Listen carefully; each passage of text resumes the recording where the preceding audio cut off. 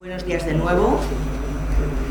Vamos a empezar la primera mesa, la estrategia europea y española sobre abastecimiento de materias primas críticas para la transición energética y digital, reto y oportunidad. Y vamos a empezar con Eloy Álvarez Peregrí, que es un súper experto en la materia, es doctor ingeniero en minas, licenciado en Ciencias Económicas y Empresariales por la Universidad Complutense de Madrid, y es académico de número en la Real Academia de Ingeniería. Pues Eloy, te voy a dar la palabra para que comiences tu primera intervención.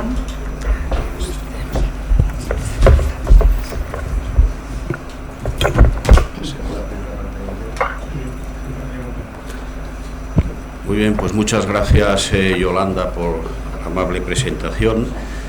Muchas gracias a Susana Solís por dinamizar y organizar y patrocinar este encuentro, y por supuesto al Colegio de Ingenieros de Minas del Noroeste, a GEMPE y al resto de instituciones. Es para mí desde luego una satisfacción y un honor estar aquí de nuevo en Oviedo en esta jornada organizada por GEMPE, y como miembro del grupo pues tengo una doble satisfacción y una responsabilidad además por estar en esta primera mesa. Bueno, yo trataré de dar una serie de pinceladas más bien respecto al tema de las materias primas minerales en la transición energética y en la digitalización, haciendo hincapié en todo lo posible en el papel de la minería y la metalurgia. La transición energética creo que es un hecho importantísimo, de muchas ramificaciones y muchas implicaciones, y está conformando una serie de, no solo transición energética, sino una serie de transiciones, de transformaciones industriales. Yo creo que hay antecedentes anteriores al año 2019, pero creo que ese es el año donde el Pacto Verde Europeo realmente cobra más fuerza y es un marco importante. Y en ese marco y en el marco del europeo, yo creo que tenemos que mencionar el Plan Nacional Integrado de Energía y Clima del año 2020, que está recientemente en una propuesta de revisión del pasado año, y la ley el 2021 de Cambio Climático y Transición Energética, que por tanto es una normativa del más alto nivel en nuestro país, y en Europa la Ley Europea del Clima, que determina un objetivo de neutralidad climática en el año 2050. Bueno, en este contexto realmente se trata de disminuir la dependencia de las emisiones, de disminuir las emisiones de gases de efecto invernadero, y hay una inequívoca tendencia a disminuir las emisiones, sobre todo del carbón y de otros combustibles fósiles como el petróleo, incluso el gas, que cuando yo empecé a trabajar era una llama azul, no tenía partículas y era un combustible maravilloso. Bueno, en ese contexto realmente la transición energética implica bastantes cosas, y en ese lo que se ha puesto de manifiesto es que la transición energética implica generación eólica, fotovoltaica, no solo en España y en Europa, sino a nivel mundial. China, Estados Unidos, con un sistema de incentivos muy distinto al europeo, también está en un proceso fuerte de transición energética, y hay una serie de tecnologías que están marcando tendencia claramente: la generación eólica, la generación fotovoltaica, la solar, los vehículos eléctricos, las baterías, tanto para vehículos como para almacenamiento en los sistemas eléctricos, que van a tener una generación mucho más volátil y necesita más flexibilidad. Y todo eso realmente significa que cuando se hacen los análisis, que en mi opinión comienzan de una forma importante en el año 2019, pero más importante todavía en el 2020 con los materiales críticos para las tecnologías estratégicas, o en el 2022 con la hoja de ruta para las materias primas minerales.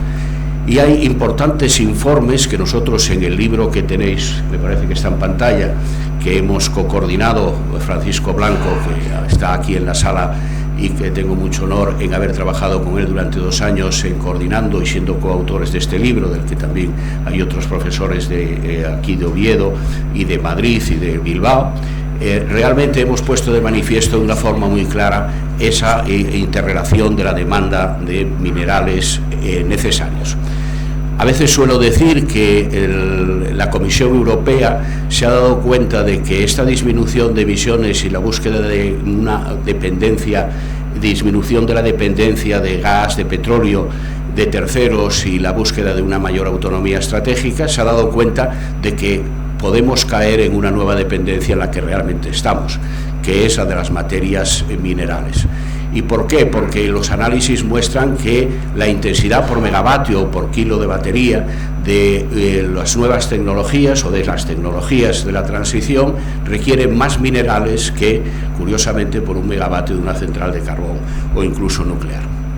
Y eso ha llevado a que se trabajen en diferentes escenarios. El primero, yo creo que es importante, el del Banco Mundial del año 20, de la Agencia Internacional de la Energía el 21, luego el 23 se emite una revisión de la situación y más recientemente nosotros hemos tratado de publicar con esto una sensibilización de la importancia de las materias primas minerales para la transición energética y la digitalización.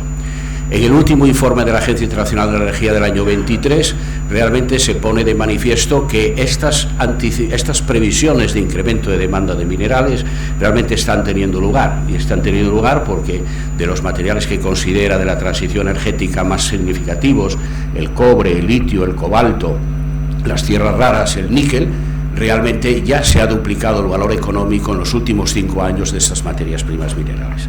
Por tanto, la demanda es una demanda importante y creciente de nivel global y europeo. Me gustaría ahora referirme a un concepto que ha ido cobrando fuerza, yo creo que desde el año 2013, donde ligado a la autonomía estratégica, ligado a la defensa, se pone de manifiesto la relevancia y la importancia de la autonomía estratégica. Y si en esa autonomía estratégica, con la búsqueda del desarrollo de recursos propios en Europa y en España, añadimos las relaciones con el exterior, yo creo que tenemos el concepto de autonomía estratégica abierta.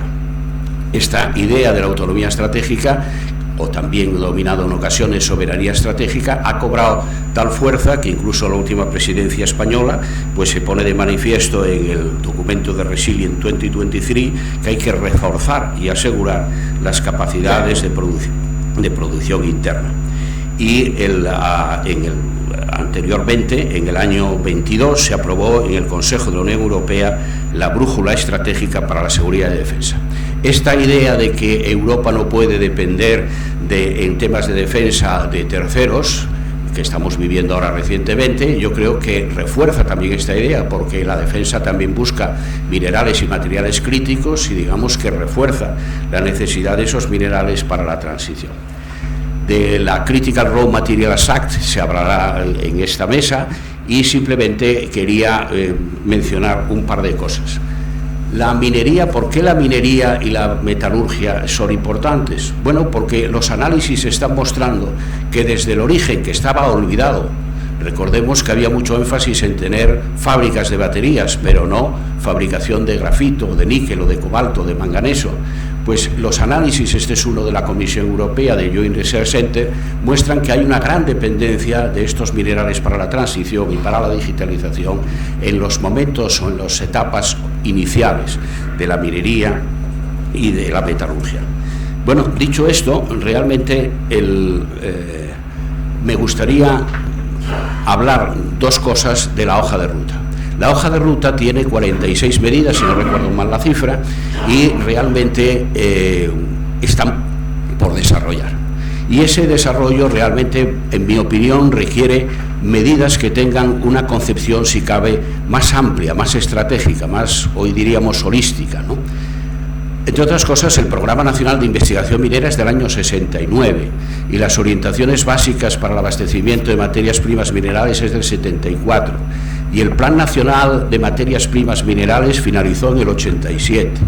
Es decir, es un sector que nuestro país, nosotros mismos y las administraciones, yo creo que lo tenemos un poco olvidado. Por eso yo creo, y lo ha mencionado Susana en la intervención y también la presidenta de GEMPE, realmente yo creo que necesitamos ligar el tema industrial y de la cadena de valor. yo creo que hay que convertir las cadenas de suministro, que es una obligación, en aprovechar esa oportunidad para convertirlas en cadena de valor. En la Academia de Ingeniería organizamos anualmente una reunión anual. Esta vez el año pasado tuvo lugar en Madrid, en nuestra academia, y realmente tuvimos una sesión muy interesante con 3 subsesiones o 3 partes, y una de ellas la dedicamos al tema de materias primas minerales. Y vino gente de académicos de diferentes academias europeas, entre ellos de Francia, Suecia, etcétera. En la mesa que yo tuve el honor de moderar, pues hubo una intervención interesantísima de un académico de Stefan Burg, creo que es académico o experto nominado por la Academia, de la Academia francesa, y puso de manifiesto qué está haciendo Francia. Francia tiene un sistema donde al más alto nivel realmente está orientando este tema de la planificación, podríamos decir, estratégica de las materias primas minerales, con una interrelación entre los ministerios, en base a un estudio muy serio de expertos, y ha tratado de realizar los valles. Hoy hablamos de valles de hidrógeno con cierta familiaridad, pues este sería el valle de litio en Francia, donde se une la producción de litio a través de temas geotérmicos con fabricación de componentes y equipos. Este ejemplo a mí me parece muy importante para lo que luego podemos tratar en la mesa. Bueno, la cadena de valor realmente en minería, yo creo que comienza con la investigación minera, y de hecho por eso he también incidido un poco en la hoja de ruta y en ese desarrollo que tenemos pendiente. Porque se crea valor, porque se identifican recursos y se van progresivamente teniendo una identificación más clara del valor económico de los mismos, y por tanto comienza ahí. Pero no podemos dejar de pensar que necesitamos luego la minería, necesitamos luego el tratamiento de esos productos de minerales que salen de la mina, y de la mineralurgia, por tanto, y de la metalurgia. En el libro nosotros hacemos bastante énfasis en el tema del peso que tiene la metalurgia, y luego también me referiré a ello. Esta idea, que yo creo que ya está calando con profundidad en los temas de la cadena de valor, se ve ya incluso en las presentaciones como esta de la Asociación Europea de Baterías. Antes yo creo que las cadenas de valor empezaban en la manufactura, en la fabricación de lo que sea, de un generador. De hecho, si miramos los informes de la Asociación Empresarial Eólica, Fotovoltaica, etcétera, normalmente empezaban en la parte de la fabricación y de la manufactura. Y España tiene mucho orgullo de tener fábricas de aerogeneradores y de otros. Pero ya en las presentaciones y en los análisis se va hacia el origen, hacia la cadena de valor de la producción. Voy a terminar ya, antes de las conclusiones, con una mención que sea de pasada, porque creo que es importante. Yo, como posiblemente sabéis algunos de vosotros, he trabajado durante varios años en la Universidad de Deusto, después de trabajar muchos años en el sector de la energía en ámbitos empresariales, y realmente allí tomé contacto de una forma bastante directa con la idea de los clústeres y de la especialización regional. Bueno, los clústeres realmente es una cosa que se puede definir de muchas maneras, pero podemos decir, siguiendo una definición de la Comisión, que es un ecosistema regional de industrias relacionadas y de competencias que cubren un amplio abanico de interdependencias, grupos de empresas, agentes económicos relacionados e instituciones ubicadas unas cerca de otros, y tienen como base un territorio regional en el que también está abierto al resto del territorio, al resto del país y al resto del mundo. Por eso pongo aquí lo del Global Gateway, que es una iniciativa que la Comisión Europea está movilizando desde el año 2021, de diciembre del 21, o sea que lleva un par de años, donde trata también de establecer con países amigos o realmente relaciones para asegurar el suministro. Por tanto, si bien el énfasis es en el desarrollo territorial y en el desarrollo de los recursos propios, no debemos de olvidar, no olvidemos que aquí tenemos un puerto importantísimo como es Gijón, y que hay una tradición minera e industrial de primer orden. Bueno, y ya voy terminando. Las conclusiones para mí son bastante claras, y espero haberlo recogido en la presentación. Yo creo que la descarbonización y la digitalización implican muchas tecnologías implican una mayor demanda de minerales de naturaleza muy diversa, pero en cantidades crecientes. Incluso, no lo pongo aquí por el tiempo asignado, pero teniendo en cuenta también las contribuciones del reciclaje. La crisis de las cadenas de suministro y las propias filosofías de la Comisión ponen de relieve un tema que en el pasado, con la globalización, quizás no se daba tanta importancia: la soberanía energética, la soberanía estratégica. Yo creo que la Ley de Materias Primas Minerales es una ocasión única, y en particular nuestra hoja de ruta. Creo que hay que hacer un esfuerzo importante. Nuestro país, y Asturias, para qué mencionarlo porque es súper conocido, tiene una gran tradición minera e industrial, y por tanto, y desde la metalurgia, hay procesos metalúrgicos en la región muy importantes, también mineros, y yo creo que toda esa tradición y esa experiencia y ese know-how hay que aprovecharlo. No solo de carbón vive el hombre, parodiando un poco a los dichos de la Biblia. Bueno, a lo largo de la cadena, el papel de la ingeniería, del conocimiento y de la formación son esenciales, lo mencionó nuestra presidenta de GEMPE, y yo, como también profesor ad honorem ahora en la Escuela de Minas, no puedo más que ratificar eso, aunque solo sea por el propio interés. Y ya termino. España y Asturias necesitan realmente revitalizar el tema minero y metalúrgico en el tejido industrial, con una visión que yo creo que bien se puede marcar con una visión amplia, pero que requiere tiempo, requiere análisis, requiere desarrollo, requiere bastantes cosas que podemos completar en la mesa. Y, en definitiva, para desarrollar estas necesidades de cadenas de suministro en cadenas de valor y en desarrollo industrial y de innovación. Y muchas gracias por vuestra atención.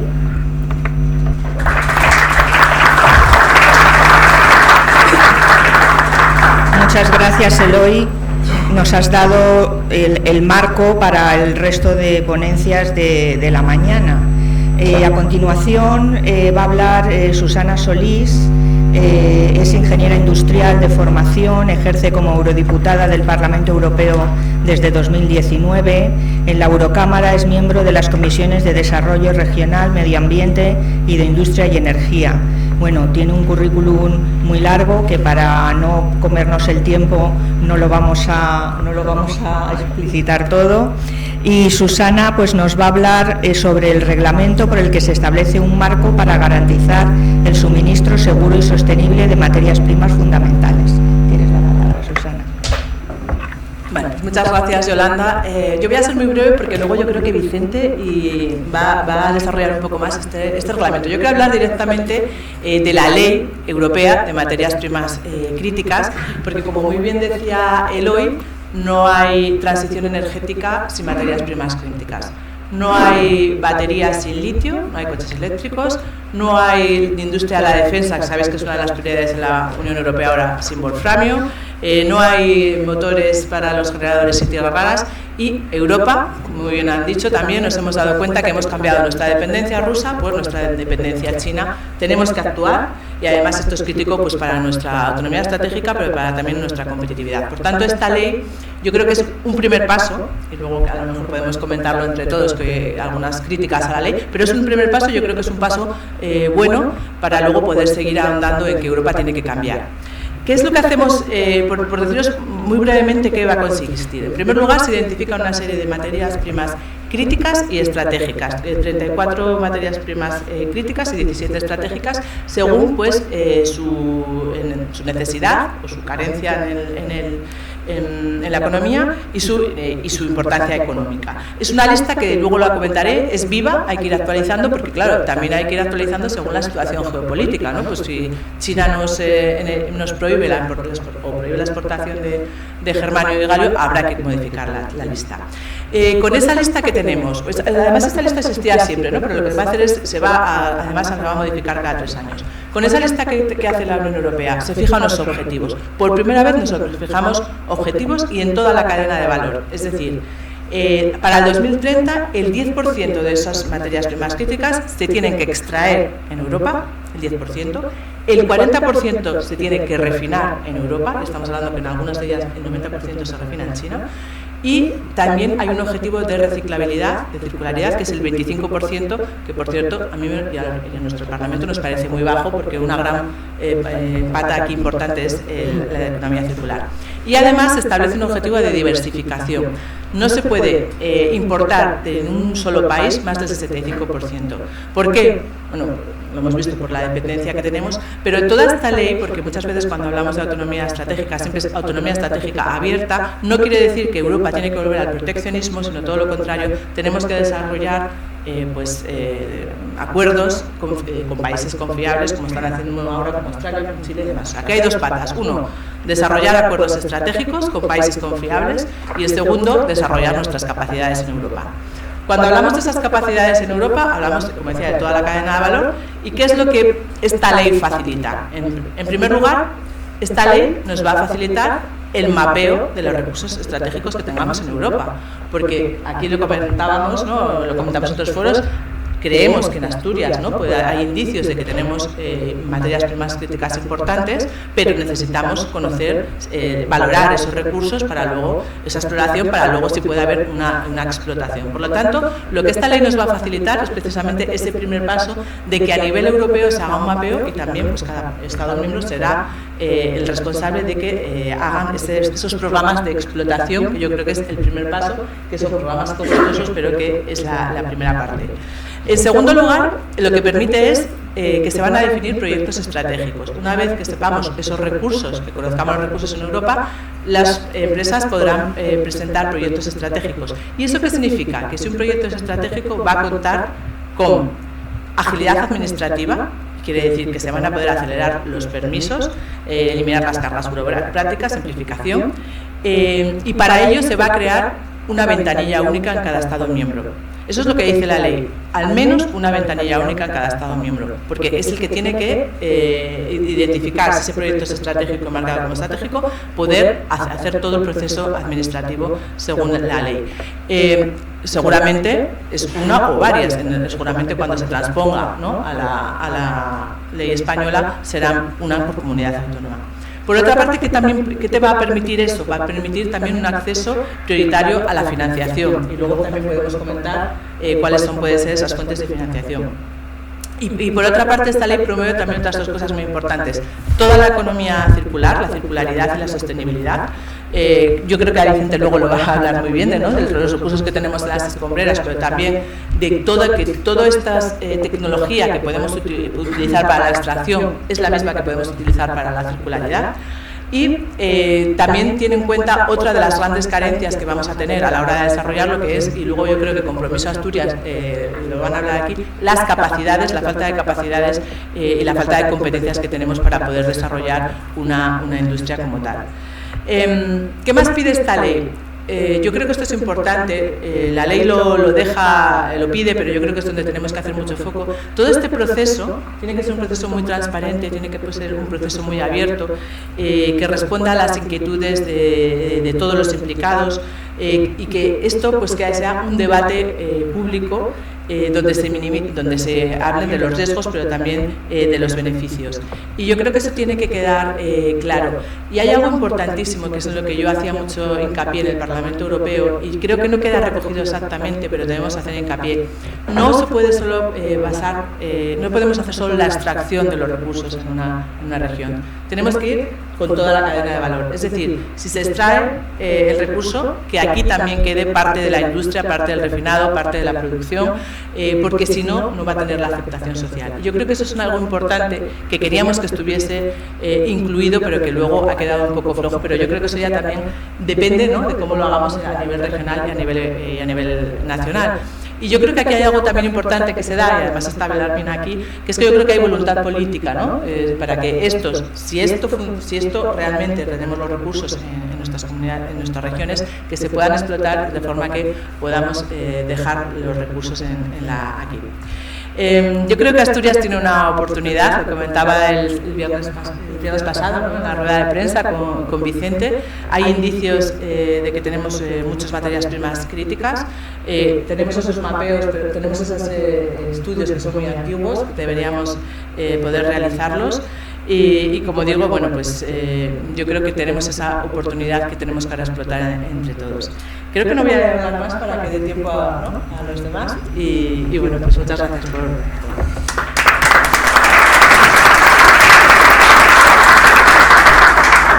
Muchas gracias, Susana. Pues a continuación va a hablar Vicente Gutiérrez Peinador.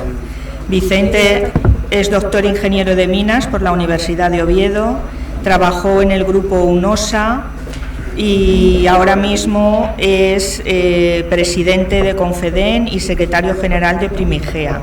Vicente nos va a hablar sobre España, marco legislativo e iniciativas en marcha, hoja de ruta de materias primas sostenibles, implantación en España del Reglamento Europeo. Pues tienes la palabra, Vicente. Pues muchas gracias, Yolanda, Susana, por organizar estas jornadas. La verdad que a mi modo de ver están resultando pues muy interesantes. Gracias a todo el mundo por asistir y a Mini por apresurarse y poder venir aquí. Bueno, contábamos con Rosa, que tampoco, pero bien, estaba bien cubierto. Bueno, después de haber escuchado el planteamiento de lo que es la Ley de Materias Primas Críticas, el famoso Raw Materials Act europeo, lo que se trata es de aterrizar esa legislación. Démonos cuenta, siempre quiero insistir, que no es lo mismo, es un reglamento, por lo tanto no es una directiva, no necesita transposición, y en el momento en que esté publicada en el boletín oficial, que se espera sea este mes o el mes que viene, están los, si no recuerdo mal, están los abogados terminando lo que es la redacción, la parte técnica de la redacción, pero el documento, lo que dice, no se va a cambiar, y se espera que en mayo aparezca el primer call de proyectos estratégicos respecto a esa ley. Pero esa ley, que está estupenda, con todos sus pequeños granos, tiene un par de granos importantes y bastante gordos, hay que aterrizarla a nivel de cada uno de los países miembros. Y este es el problema. ¿Qué pasa? España, empezamos con la hoja de ruta de materias primas, se dejó un poquitín enfriada en el congelador mientras terminaba de salir el reglamento europeo para no tener que modificar la hoja de ruta una segunda vez después de publicada la ley. Todavía no se ha publicado, ya se sabe el texto, pero sí que sigue estando un poco, yo os voy a explicar cómo está la situación de la hoja de ruta, un poco por encima, pero sí quiero decir, o por lo menos mencionar esos dos agujeros grandes de la ley de materias primas críticas que habrá que tratar de ver, por lo menos, si no ahora, en la segunda revisión, porque ahora es el primer framework, habrá un segundo framework, habrá una segunda revisión dentro de un par de años o 3, supongo, y se podrá ver qué es lo que no está funcionando y debería funcionar mejor. El primer grano del reglamento europeo es que los países miembros pueden objetar los proyectos estratégicos. Es decir, un país, se envía un promotor, solicita el que un determinado proyecto sea estratégico, la Comisión Europea, el comité que va a haber específico para estudiar estos proyectos, dice que sí, que es estratégico, pero a la vuelta el país miembro puede decir, con razonamiento justificado y debido, que no es estratégico para ese país. Es decir, que eso entendemos, una cosa que puso a última hora, desde el primer momento la quiso poner el Consejo y logró que quedase ahí puesta. Y lo segundo, que también forma parte de los cambios que introdujo el Consejo, ha sido el hecho de que esos 27 meses, las limitaciones de los proyectos, en los 27 meses de los proyectos nuevos, digamos, no se incluyen el tiempo necesario para el estudio de impacto ambiental. Cuando todos sabemos que el estudio de impacto ambiental es el que realmente para y detiene los proyectos a la hora del permitaje. Y que esos dos granos están ahí y hay que seguir con ello. Pero el resto de la ley es muy buena, ya digo, lo que pasa es que luego hay que aterrizarla y cada uno de los países miembros tendrá que adaptar lo que tiene encima de la mesa. Bueno, la hoja de ruta, pues lo que se hizo, porque sepáis un poquitín, los que a lo mejor no estáis un poco al tanto de cómo ha ido el proceso, digamos, legal, se hizo primero una consulta pública previa, que fue en octubre de 2020, hubo una respuesta importantísima, y que tengo que decir, y lo pongo los gráficos, porque es importante ver que hubo a favor 790 respuestas y en contra 161 respuestas. Eso fue la consulta pública previa. Pero en la consulta, en la información pública, una vez que se publicó el texto en el año 2022, en abril del 22, hubo 1.070 respuestas válidas, de las cuales 1.039 eran positivas, 1.027 positivas y 41 negativas. Es decir, se hizo y se demostró y se probó que realmente la hoja de ruta era algo que, desde el punto de vista del ciudadano, pues era suficientemente buena como para poder decir, venga, pues vamos a hacerla. Lógicamente, si no hay protestas, si algo no protesta la gente, es que no existe. Por lo tanto, es importante el saber que, pero la contribución de comparación con otros elementos de consulta pública ha sido realmente espectacular. Bueno, la hoja de ruta se aprueba y lo que os estoy diciendo, lo que sí considera en todo el funcionamiento, en todo su desarrollo, pues el PNIEC, que habló también el hoy del PNIEC, por supuesto, el Plan Nacional de Integración de Energía y Clima, donde hay que decir que en el primer borrador del año 2020 había una línea en la página 192 que decía: el IGME tendrá que poner al día las reservas de materias primas, y no había nada más. Y esa hoja se puso porque fuimos a decírselo a Eduardo Fernández, un asturiano que está en la Agencia de Clima, es su director, y por eso nos lo metió ahí, que de hecho el primer borrador no se acordaba ni siquiera de que se iban a necesitar materias primas para hacer el PNIEC. En el segundo borrador del PNIEC, que es del año pasado, del año 2022 al final, perdón, no, 2023, sí que ahí tenemos ya una hoja completa en la que se refiere además precisamente a la hoja de ruta. Es decir, que el PNIEC cita la hoja de ruta y los elementos que la hoja de ruta tiene que contemplar. Este es un mapa muy claro de lo que se ha contado aquí por parte de la dependencia europea, y la española estamos exactamente igual que el resto de los europeos. Lógicamente no tenemos ninguna ventaja excepto en el estroncio, que lo producimos nosotros, pero esa es la dependencia, y el gran problema, como veréis ahí, es la roseta de colorinos, que está centrada en China. Entonces, cuando a los chinos les apetece cerrar una cosa, como es el caso ahora del germanio y del galio, otros pueden haber cerrado otra, pueden hacer lo que quieran. Entonces, pero no solamente desde el punto de vista de explotación, estamos hablando desde el punto de vista del producto final. El gran problema es que se sacan determinados minerales, determinados metales, que hay que enviarlos a China para que luego se transformen en lo que luego tengo que comprarlos yo aquí. Y esa es la otra gran paradoja. Es decir, no solamente es que dependemos de ellos por el tema de materias primas, sino también dependemos por el tema de elementos transformados.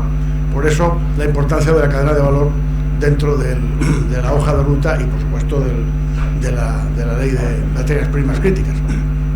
La hoja de ruta lo que desarrolla son cuatro líneas importantes, orientaciones, vamos a decir, lo que es la eficiencia y economía circular, que ahora voy a saltar una diapositiva porque Susana ha dicho el 25% es un objetivo pequeño. El 25%, el objetivo es que es un objetivazo, o sea que es un objetivazo el 25%. Todo el tema de protección ambiental, por supuesto, más todavía si cabe, porque Europa, estamos hablando de ser el Quijote del tema medioambiental, y España es más Quijote todavía, y algunas regiones dentro de España, comunidades autónomas, todavía le dan media vuelta más a las leyes de impacto ambiental, de que creo que en ese aspecto estamos completamente cubiertos. El tema de los acuerdos de importación, que también están en la hoja en la ley de materias primas críticas, fundamental. De hecho, hay un reciente acuerdo firmado con el Congo por parte de la Unión Europea, y se están haciendo más firmas con Chile, también hay otro acuerdo, es decir, que tengamos una garantía de suministro de países. El Congo fiable no es, pero por lo menos tenemos un acuerdo con ellos. Chile sí que es fiable, por lo tanto. Bueno, ¿qué instrumentos tiene? ¿Qué medidas ha desarrollado? Lo que está ahora mismo publicado en la consulta pública, valga la redundancia, han salido las medidas, y dentro de esas medidas luego hay que hacer acciones, en lo que se va a convertir. Son 46 medidas y sabemos que hay 36 acciones que van a desarrollar esas 46 medidas. Lo que no están todavía es publicadas las acciones, porque está precisamente a la espera de modelar esas acciones totalmente en línea con el Plan Material Exacto. Hay 4 líneas de medidas que son instrumentos regulatorios, porque hay que hacer leyes nuevas, o por lo menos modificar legislación. La primera, la ley de minas. Y siempre, cuando hablo de ley de minas, me gusta decir que la ley de minas es una ley estupenda, es una ley que viene viviendo 63 y eso del apellido que le quieren dar es una ley franquista. No, es una ley que se hizo en tiempo de Franco, pero la ley no tuvo reglamento hasta el 78, con lo cual la aplicación fue totalmente ya dentro de la parte después de la transición. Y una de las cosas que se acusa a esta ley es que el tema medio ambiente es que no es una ley de medio ambiente, es una ley de minas, y es una ley de la distribución, de cómo se hacen las cuadrículas, de cómo se asignan los derechos mineros y cómo se hacen los proyectos de explotación, pero no dice nada del medio ambiente, entre otras cosas porque en la época en la que se hizo el medio ambiente no estaba parecido. Entonces hay una línea dentro de la ley, pero no es su objetivo. Su objetivo está desarrollado en una serie de leyes, en el 975, por ejemplo, en el decreto de 2002, que ahí tenemos toda la parte de medio ambiente. Es decir, no echemos la culpa de que la ley no lo tiene, porque es que no le toca tenerlo a la ley de minas. Bueno, hay que renovarla, no hay que hacer una ley nueva. Es importante este matiz, y ese matiz, digamos, no es que lo digamos nosotros, lo dice el propio Ministerio. Hay que modificar, hay que renovarla porque no está considerado todo el tema de las comunidades autónomas. Hay muchos temas que no están regulados, que es sobre todo el diálogo entre administraciones a nivel de comunidad autónoma, particularmente medio ambiente y urbanismo. Eso es una de las cosas que luego se atascan los proyectos ahí, porque no hay buena relación entre las propias consejerías de las comunidades, de determinadas comunidades autónomas. Otras funcionan de cine. Bueno, hay unos instrumentos sectoriales que van a ser fundamentalmente el tema de economía circular, y ahí pues resalto aprovechamiento de escombreras, para lo cual hay que identificarlas y valorarlas y explorarlas, porque la mayor parte de ellas sí está ahí la escombrera, pero bueno, deben tener mercurio, pero no se ha hecho un plan como es debido, que es otra de las cosas que pide, como decía Susana, el reglamento de materias críticas europeo, y es que haya el año que viene, o sea, al año de la publicación del reglamento, cada país miembro está obligado a presentar una estrategia de exploración. ¿Qué es lo que va a hacer en los siguientes años? Y para eso la Comisión, la ley dice que se da un año. Bueno, estos instrumentos sectoriales, pues toda la parte es elaborado también de las materias primas estrategias, y se ha pedido también en la hoja de ruta que la parte de lo que es el tema de Hacienda, todo lo que es la parte de la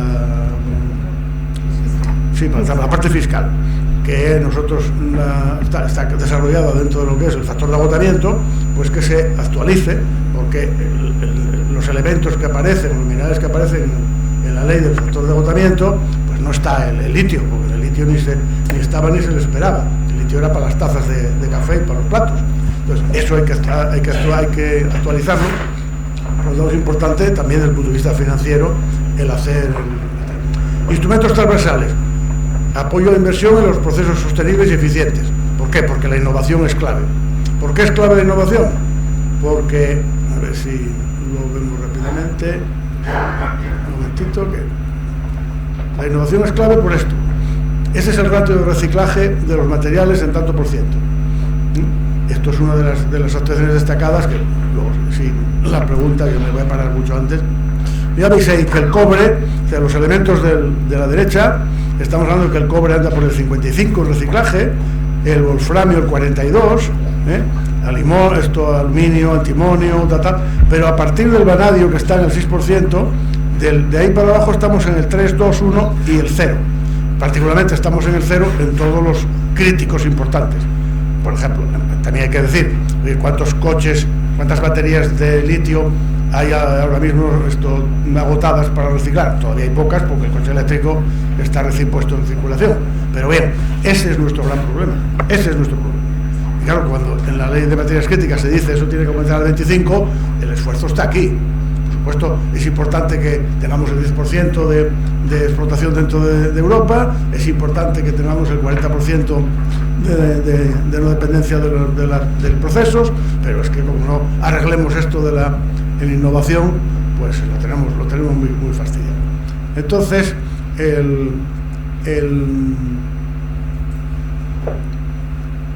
los instrumentos, los mecanismos de financiación, pues no hay una línea específica en el plan de recuperación, pero se supone que la línea de acción en los que son los PRTRs, pues va a haber una serie de elementos de apoyo, particularmente, sobre todo, al tema de la economía circular, al tema del reciclaje, al el tema de hecho los proyectos están encima de la mesa, todo lo que es reutilización de escombreras, puesta en valor de escombreras es clave. Hay varios instrumentos nacionales, por supuesto. A nivel de Europa está la ERMA.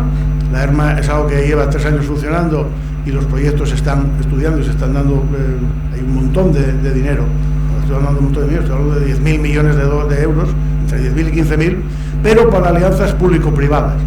Porque vamos a ver si somos capaces de darnos cuenta que lo importante es alianza público-privada. No solamente tiene que tirar del sector, el sector público, sino que el privado tiene que estar ahí, evidentemente ayudado o incentivado por el sector público, lógicamente.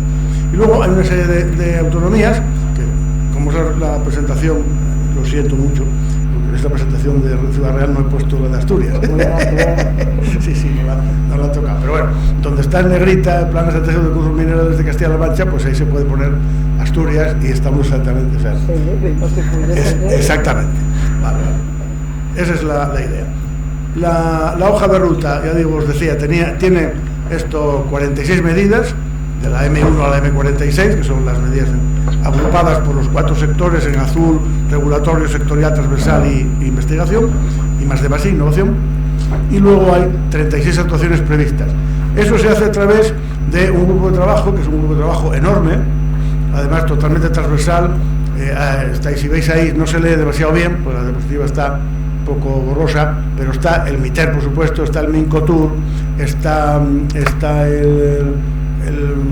el MITMA, está Cultura y Deportes, está Ciencias, está muchísimos elementos, o sea, muchísimos ministerios metidos dentro de la comisión. Hay hay 51 personas o 52 personas en esa comisión, y ese grupo de trabajo se va a encargar de desarrollar y de poner, encajar esas 36 medidas que se supone que van a dar lugar o que van a aplicarse para desarrollar las 46, o sea, 36 acciones para las 46 medidas. Y nada más, seguro que con esto queda explicado.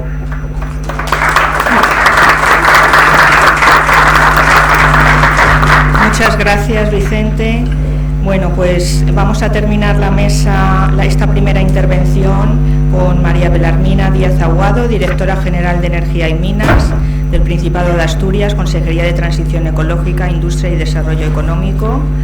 Es doctora ingeniera de minas y profesora titular del Departamento de Explotación de Minas de la Universidad de Oviedo. Pues tienes la palabra. Bueno, pues hola de nuevo. Cuando uno habla en último lugar de una mesa parece que está todo dicho, y a mí lo que me gustaría es lo que hacía cuando era profe, que era recalcar unas ideas al principio, a ver si conseguía que al menos quedasen esas ideas a lo largo de la clase, o en este caso de la presentación. Así que voy a copiar un poco lo que han dicho algunos de mis compañeros y compañeras de mesa, y desde luego parece que ya que lo he copiado ahora, pero lo traía de casa, te lo prometo, Eloy, porque hay unas ideas claves de lo que se ha estado diciendo hoy. Sin ninguna duda, y ya no lo discute nadie, la minería es clave en la transición energética, en una transición energética que tampoco discute nadie ya, y que además va a unos ritmos cada vez más acelerados. Hay una emergencia climática, nos guste o no, y la transición es irreversible. Y en esto es clave y fundamental la minería y toda su cadena de valor. Yo creo que ese mensaje tiene que ser muy potente. Hay otras palabras muy importantes que se han dicho ya: eficiencia energética, innovación, y sin ninguna duda nos tienen que acompañar. Pero yo creo que lo más central, lo nuclear, es la cadena de valor. Cómo tenemos la posibilidad de aprovechar todas nuestras capacidades, todo nuestro conocimiento, que somos estupendos, que somos asturianas, asturianos magníficos, con un conocimiento profundo de la energía, de la minería y de la industria. Cómo tenemos que aprovechar todo eso para poder buscar oportunidades en esta minería. ¿Y minería sí o no? Claro. Y no minería. ¿Qué es eso de que se acabó la minería? Se acabó la minería del carbón térmico. No quiero ir a nadie de esta sala, que somos todos compañeros y amigos, decir que se acabó la minería. Se acabó la minería del carbón térmico, porque hay una decisión política que va en ese sentido. Minería sigue habiendo y seguirá habiendo, porque sin minería no hay nada. Y yo empiezo con una foto de minería para que veamos que además es que encima de que es clave y sin minería no hay nada, es que es bonita. A ver si lo vemos como algo bonito, esa cantera es una cantera preciosa. Y finalmente, otra de mis ideas fuerza, yo quiero que sea la de la economía circular. Ya la habéis remarcado muy bien, Susana y Vicente, pero yo creo que también es fundamental. Entonces, un poquito en esa línea, me gustaría recordar que Asturias sigue estando cerca del 5% de la producción minera de España y que tiene pues 89 explotaciones mineras activas. Seguimos siendo una comunidad autónoma con muchos empleados en el sector de la minería y tenemos del orden de 1.300 personas de empleos directos o casi directos, que es una importancia también en la contribución a nuestro PIB, más allá de la implicación social y territorial que tiene, porque los minerales tienen la mala costumbre de estar donde quieren estar y por tanto están en el territorio en el que están. Nosotros no elegimos dónde, y en esa dispersión también a veces que existen los minerales hay una implicación territorial muy importante.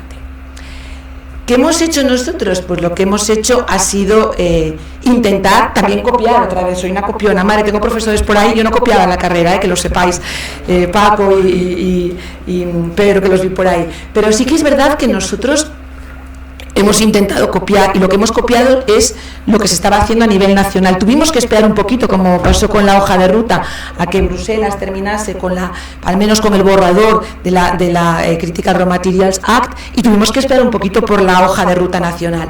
Pero lo que hicimos fue desarrollar nuestra propia estrategia de gestión sostenible de materias primas. Yo cuando hable de ella vais a ver que hablo como si fuese un hijo, tengo orgullo de madre. Y no es mérito mío la estrategia, es mérito de la gente que nos ha acompañado y que voy a contar con la que la hemos hecho. Desde luego, el equipo de la dirección, yo siempre lo digo, mi equipazo, que es una pasada, y la FAEN Ibarredo y Rosa, que ha sido una persona clave, que iba a estar hoy aquí, pero bueno, al final le quité el sitio, pero vamos, está como conmigo, para que nos hagamos una idea.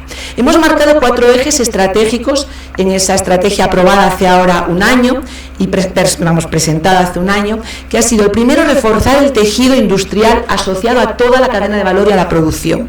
En segundo lugar, adecuar los medios y capacidades de las administraciones, que aquí además está en el debe, esto es quizás lo que tenemos que mejorar más, yo lo digo de antemano. Así como también digo, querida Susana, que Bruselas tiene que ir más rápido, porque va lenta que te mueres, y no tú precisamente, pero Bruselas es una máquina que cuando hablamos de la lentitud burocrática hay que mirar también de dónde nos viene la lentitud, y es que, yo voy y vuelvo a ir y me paseo y no acabamos de arrancar las cosas, ¿no?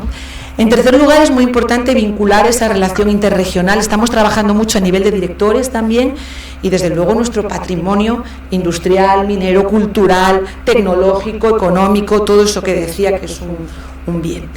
La gobernanza de esta estrategia es quizás eso de lo que yo os digo que estoy tan orgullosa, y no solo yo, porque también lo está Europa, que nos llama cada poco a ir a contarlo y a ir a explicarlo allí. Lo hemos contado hasta en Corea, porque es un ejemplo de colaboración y de diálogo social, de colaboración público-privada y de diálogo social.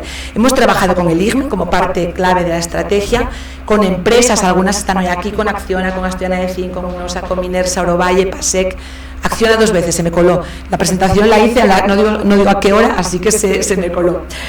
La Universidad de Oviedo ha sido una pata clave en el desarrollo de los documentos y la elaboración de los mismos, pero también ha estado presente la Federación de Empresarios, están presentes siempre los sindicatos en todos estos trabajos que hacemos, el SOMA, UGT y Comisiones Obreras, los colegios profesionales, los 2 colegios de minas, como digo yo, que para mí son uno, y desde luego Primigea, ANEFA y AFAPA con diferentes vertientes. Por tanto, lo que ha salido es un documento de consenso, pero con expertos detrás.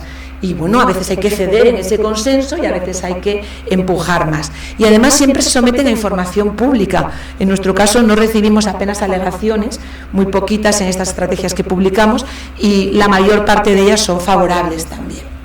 Aquí se me coló ya la transparencia. No, está saliendo ahora. Tenemos una serie de líneas de actuación dentro de la estrategia que van dentro de esto que yo os decía, que son los ejes estratégicos. Tenemos una serie de líneas de actuación que son pues desde fomentar la investigación hasta fomentar la cadena de valor, hasta elaborar planes de coordinación, portales digitales, hasta elaborar planes de atracción de inversiones o un plan de mejora, que hablaré luego, de la percepción social de la minería y de las materias primas. ¿Y qué nos ha salido? Pues que las materias primas, que por eso íbamos esperando por Bruselas, que cambiaba la lista, volvíamos, íbamos, que hay evidencias, y cuidado con esto, evidencias, no es que tengamos minas que me da mucho miedo decir estas cosas, evidencias de más del 40% de las materias primas. No quiere decir que sean explotables, pero están ahí. Y he marcado en rojo de la lista de materias primas cuáles son las que están en Asturias, y en mayúsculas las que, hombre, ya tenemos, y hay certezas, yo creo. El carbón coquizable, desde luego, está y se puede extraer. Repito que lo que ha terminado es el carbón térmico. El espatofluor, sin duda, tenemos una empresón en Asturias que se dedica a ello y lo hace con responsabilidad. El cobre, asociado a otros metálicos, a los polimetálicos, y hay que seguir trabajando en el grafito natural y sintético, porque el sintético también forma parte ya, y sabéis que hay centros de I+D+I trabajando en ello. Y luego pues hay PIs y hay posibilidades e indicios de todos los demás que tenéis en rojo, sobre todo metálicos, ¿vale? ¿Y qué nos sale de la estrategia, además de identificar lo que tenemos, mapas de recursos? Pues nos sale, como digo, planes ya y líneas de actuación. Y la primera ya la hicimos. Rápidamente nos pusimos con la primera, que era el inventario, gracias, de balsas y escombreras de Asturias, que partíamos de datos de hacía muchísimos años, con 260 instalaciones, y hemos identificado 1.184 instalaciones, de nuevo, de la mano del IGME, y seguimos trabajando en ello ahora, y vamos a empezar a trabajar en instalaciones y escombreras y balsas concretas para analizarlas en detalle. Aquí nos surgen nuevos problemas de quién son, la propiedad del terreno, la propiedad de la escombrera, lo trabajaremos también con todos vosotros dentro del consenso. ¿Y qué más ha salido también? Pues el Observatorio de Transición Justa de Asturias, que es otra de las cuestiones que estamos muy orgullosas. Le hemos contado a la comisaria europea de región, Alisa Ferreira, hace unos días. Es un observatorio de observación, transición verde, naturaleza y sostenibilidad, donde de nuevo estáis todos los que mencioné antes y muchos más agentes, y haremos un seguimiento de indicadores. ¿Por qué? Pues porque, bueno, ahí tenéis algunos de los indicadores que no voy a entrar en detalle, porque nuestra idea es seguir en este camino de una transición verde, en un paraíso verde. Hay una hoja de ruta nacional, queremos cumplir con ella, necesitamos, y termino ya con 4 conclusiones muy rápidas, ese plan de acción del Ministerio, esos planes de actuación del Ministerio para poder seguir avanzando también nosotros, y necesitamos, por ejemplo, la revisión de la exploración, planes de investigación serios con dinero, que los magnas son muy viejunos, me dice que sí José Antonio, que sabe mucho más que yo de esto, ¿no?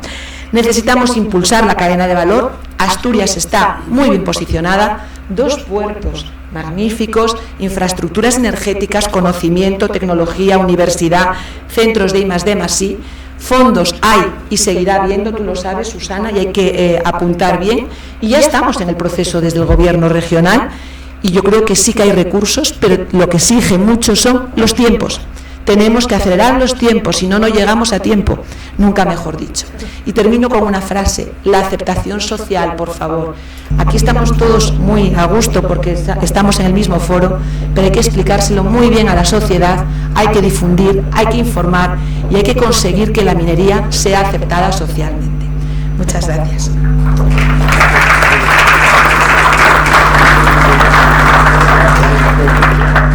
Muchas gracias. Bueno, nos quedan 8 minutos para una segunda ronda de preguntas.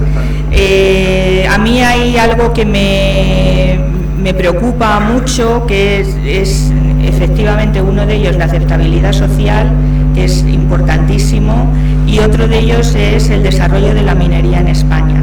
Entonces, Eloy, en un minuto, por favor, a ver si nos puedes decir en qué medida la Ley de Materias Primas Minerales y la hoja de ruta apoyan el desarrollo de la minería en España. Yo creo que tenemos un marco tanto por la ley europea o reglamento europeo como por la hoja de ruta que incide en la sostenibilidad y en el reciclaje, pero también en la minería y metalurgia, aunque a veces no se atreve a utilizar las palabras, por lo menos de los que ya somos un poco senior y utilizábamos en la escuela, ¿no?, de la metalurgia, la minería, la mineralurgia. De ahí que en el libro también nosotros hayamos tratado de poner en valor ese lenguaje. Yo creo que la aceptación social es un tema importante, necesario, pero donde creo que es complicado el que todo el mundo esté de acuerdo. Y ahí, de la misma manera que hay un liderazgo claro de las administraciones para la defensa y el desarrollo de generadores eólicos, fotovoltaicos. Yo que he vivido, por ejemplo, los comienzos de la generación eólica, había una oposición frontal muy fuerte, inicial, hasta que cogió el tema desarrollo. Realmente a donde quiero llegar es que por parte de los líderes de opinión y de las administraciones también es importante el liderazgo. si los máximos representantes a nivel nacional, por ejemplo, o como ahora ha hecho aquí la directora general, abogan por eso, yo creo que es un paso, porque realmente hay un cierto seguimiento, ¿no?, del líder y del seguidor en ese campo. La aceptación social, yo creo que más generalizada, necesariamente llevará tiempo porque hay que ir desde los estudios básicos, la universidad, etcétera, ¿no? Y esa imagen también se debe de ir cambiando. Hemos identificado muchas veces minería con un determinado mineral energético. Yo creo que si uno visita, por ejemplo, la faja pirítica ibérica, ve que el tema de aceptación social es muy distinto al que pueda haber en el tratar de desarrollar una nueva.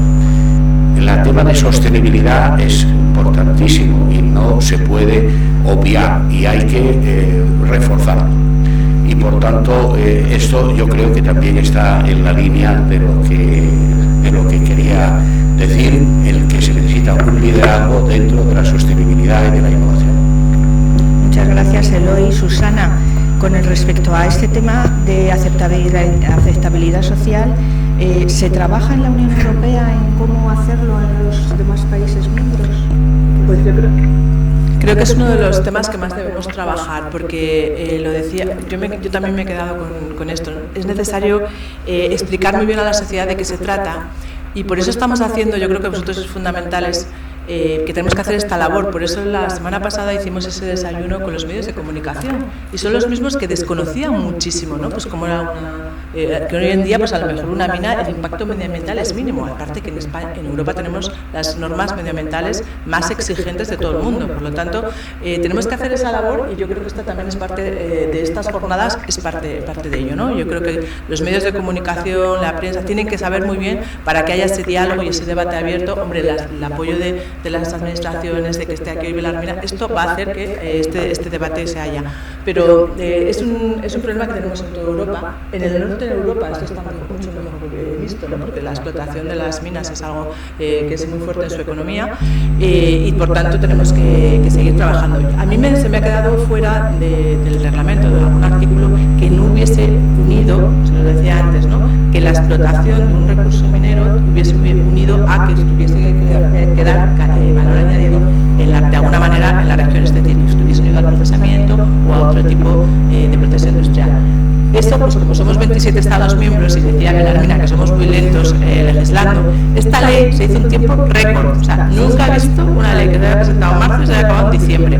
Normalmente tardamos 2 años. O sea, es verdad que Europa es muy burocrático, esto se ha hecho en tiempo récord, pero claro, tienes que poner en común a 27 países con unas necesidades muy diferentes y con unos recursos muy, muy distintos. Por lo tanto, esto ha sido un buen primer paso, y yo creo que hay que seguir trabajando. Muchas gracias, Susana. Belarmina, ¿cómo afronta Asturias la reconversión industrial en el marco de las materias primas críticas?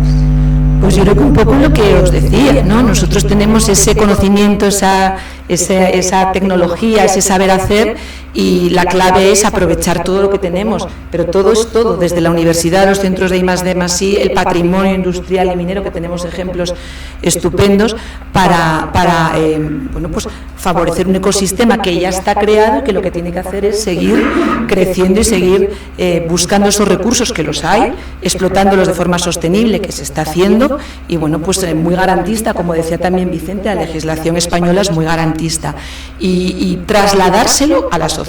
Yo creo que eso es clave. Sigue habiendo mucha gente que no sabe para qué sirve, ¿no? Ya no digo el litio, que a lo mejor por las baterías suena un poquito más, pero para qué sirve el kaolín, o para qué sirve el espatoflúor, ¿no? Entonces es fundamental trasladar el mensaje, educar, lo has dicho muy bien también tú, yo creo, Eloy, educar desde pequeños, trabajar los libros de texto, explicar para qué sirve y hacerlo bien. Los que estáis de empresas, pues ser responsables y hacerlo bien, hacerlo de una manera sostenible y coordinadamente Europa, el gobierno nacional, el gobierno regional y el gobierno local. Y finalizo con una cosa que yo creo que toda la vida vimos cómo las empresas mineras chiquitinas estaban muy implicadas en el territorio, pagaban al equipo de fútbol, la fiesta del pueblo, y la gente les quería. Y ha habido un boom de grandes empresas, o empresas con el corazón más frío, voy a decirlo así, que se han alejado del territorio. Tenemos que seguir estando cerca del territorio, cerca de los vecinos, y explicarles, bueno, el porqué. Porque hemos pasado de aquel fenómeno fenómeno NIMBY, el Not in My Backyard, en mi patio trasero, a uno mucho peor, que es el banana, el Build Absolutely Nothing Anywhere Near Anything. Y eso sí que es peligroso. O bueno, o todavía peor, minería sí, pero así no, eólicos sí, pero así no. Hombre, no, tiene que ser bien, pero hay que hacerlo. O sea que yo creo que hay que trasladar el mensaje. Estupendo. Bueno, el último minuto se lo dejamos a Vicente, que como nos ha comentado que hay 36 actuaciones definidas para procesar las medidas de la hoja de ruta, cítanos 2 en el minuto que te queda. Bueno, la primera de todas es la más importante, es la redacción y tramitación de la Ley de Minas. Ya se ha sometido una consulta pública previa en noviembre del 22, que ha durado hasta ahora básicamente, hay 2000 y pico aportaciones, y que prácticamente va a integrar el tema de la Ley de Materias Primas. Después, otra cosa muy importante es la búsqueda de las famosas de las escombreras y de los huecos mineros. Se plantea una recuperación de huecos mineros, pues como ahora mismo se está haciendo solamente a nivel, digamos, proceso terminado, o digamos, procesado dentro de sus leyes internas en Cataluña y en el País Vasco. Llevan 30 y tantos años con ese tema ya resuelto, con un acuerdo entre urbanismo y medio ambiente para dar salida a todo el tema del uso del suelo. El catastro minero, tenemos un buen catastro minero, hay que mejorarlo muchísimo, y sobre todo hay que sacar todas esas concesiones mineras que están caducadas y que hay que volver a ponerse en explotación, que están ahí perdidas y necesitan, y por supuesto de la mano del ISME, recuperar, como ya hemos dicho 3 o 4 veces, poner al día la información, toda la parte de investigación básica para la diapositiva que os enseñé de reciclado, importantísimo el tema de inversión a nivel de innovación, programas específicos de capacitación, porque sí que tenemos un agujero importantísimo en capacitación. Se estima que de aquí al 2030 se van a necesitar 130.000 técnicos y de momento pues no los hay. Hay solamente programas específicos de capacitación y políticas también de inclusión, por supuesto, de mujeres en pymes y en grandes empresas de las industrias de materias primas. Estamos en el Día de la Mujer, creo que es importante que quede claro. Y conexión de la biodiversidad dentro de lo que son las explotaciones. Hay demostraciones prácticas ya muy importantes de que no solamente una explotación minera no hace daño al medio ambiente y a la biodiversidad, sino que lo duplica o lo triplica. Pongo casos aquí bien claros, bien cercanos, en León, en Barroco Pardo, que tienen una demostración alucinante, a ver si un día vienen y nos lo cuentan, porque es una pasada con el alimoche, en particular porque es lo que tienen ahí. De dos nidos de alimoche han pasado a 4 con la cantera en marcha. O sea, que nos digan luego que eso no es importante. Y básicamente hay otras 30 medidas más, pero les sacado pues eso, las 5 o 6 que son las más importantes dentro del catálogo.